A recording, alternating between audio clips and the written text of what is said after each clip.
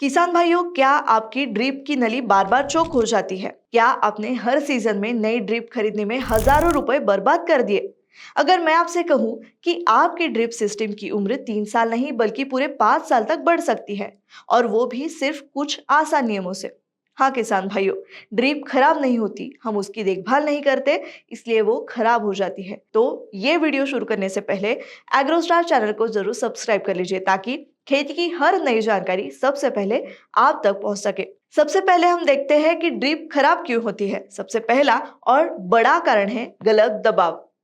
अगर ड्रिप में प्रेशर सही से नहीं होगा तो दो समस्याएं जरूर आती है। पहली समस्या, ड्रिप चोक हो जाती है, और दूसरी समस्या, पानी बराबर से नहीं पड़ता। तो किसान भाइयों, प्रेशर पता होना बेहद जरूरी है।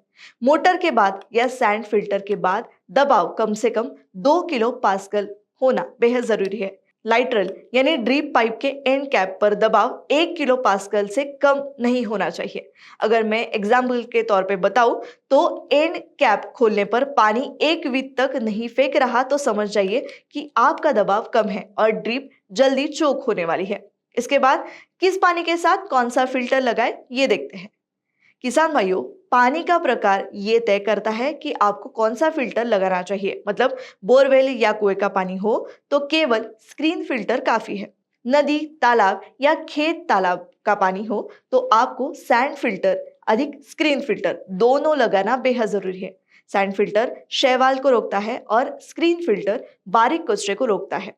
अगर ये नहीं लगे तो ड्रिप ज्यादा से ज्यादा 2 से 3 महीने में चोक हो जाएगी।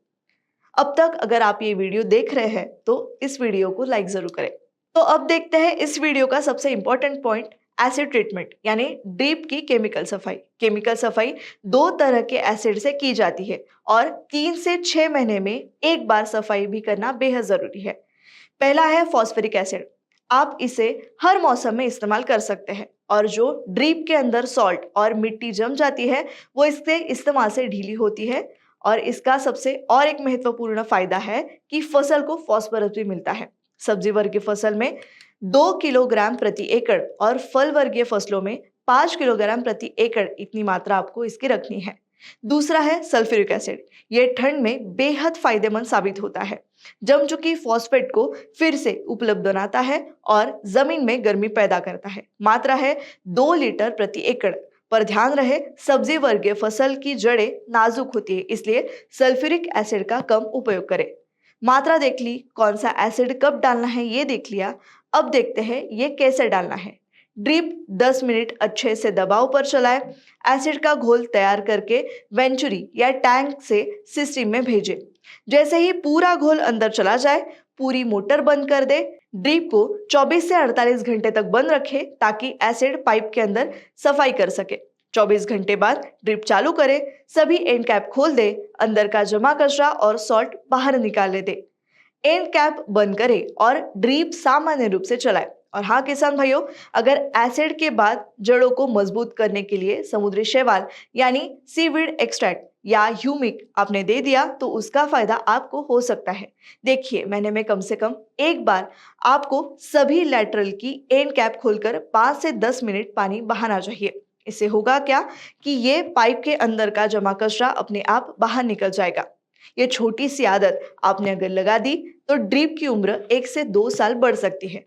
जो किसान भाई ड्रिप से खाद देते हैं, ये बात उनके लिए। उदाहरण के तौर पर अगर मैं बताऊं तो मान लीजिए आप 45 मिनट पानी देते हैं। सबसे पहले 20 मिनट सिर्फ पानी, अगले 10 से 15 मिनट वाटर सॉल्युबल खाद और अंत में 5 मिनट साफ पानी।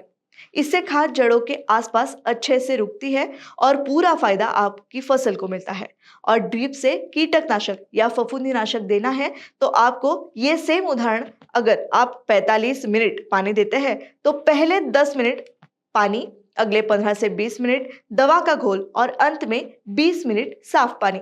अगर आप इन बातों का ध्यान रखेंगे तो आपका ड्रिप सिस्टम ज्यादा से ज्यादा चलेगा और पानी की बचत भी होगी और खाद का उपयोग या उसका इस्तेमाल सही तरीके से होगा।